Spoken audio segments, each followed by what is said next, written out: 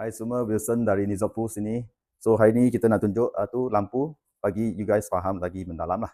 So sini ada 3 jenis lampu. Ini ialah wall mounted, ini ialah recessed in, ini ialah ultra slim. Okay, so ini 3 jenis ni. Ada sebelum konkrit buat kena ada prepare dulu lah, kena pastikan yang mana yang nak pakai. So macam mana cara pasang bagi ini lampu wall mounted? Tengok dia punya belakang. Belakang dia tak ada terkeluar punya, dia hanya flush. So ini dia macam ni flush punya. Setelah kerja dia macam ni flush. Okay. So cara pasang dia, okay. Sebelum konkrit you kena ada conduit mari sini. Conduit masuk dalam, lepas tu keluar sini. 1 inci punya conduit lah.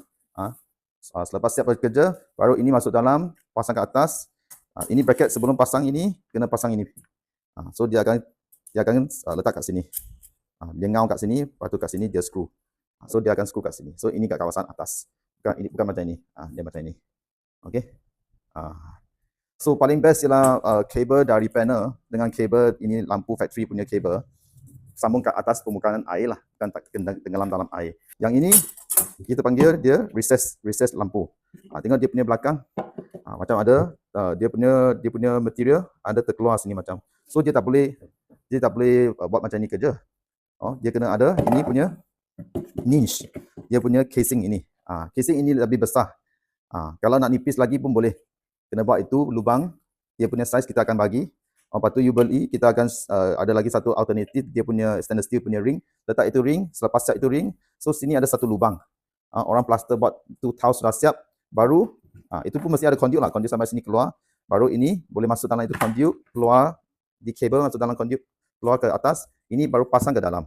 So selepas siap kerja, kerana dia ada lubang kat sini, imagine sini ada lubang, dia akan siap macam ini. Macam ini boleh siap kerja. So ini ada keluar sikit lah. Ini katakan ini tiles permukaan. Ini lampu punya permukaan. So dia keluar sikit. Masih boleh tak ada. Ini ialah baru jenis punya lampu. Tengok nipis ini macam. Compare dengan dia lagi nipis. Compare dengan dia, ini lagi nipis. Tengok. So macam mana pakai ini orang? Pakai ini punya lampu. So banyak senang juga. Conduit mesti 1 inci punya conduit. Sebelum konkrit mesti letak conduit sampai kawasan yang nak. Itu keluar conduit 1 inci. So sudah siap konkrit semua.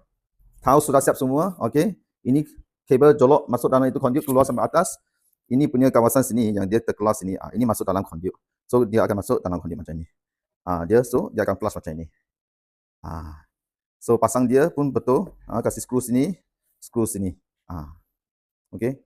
Ya, kalau boleh katakan sudah screw itu lubang, mesti letak sikit itu waterproofing punya solution, baru letak itu screw dalam lah. Sudah buat itu lubang kecil, buat itu waterproofing solution, baru masuk itu screw. Ini you akan dapat ini macam mana keputusan bagi ini ultra slim punya lampu.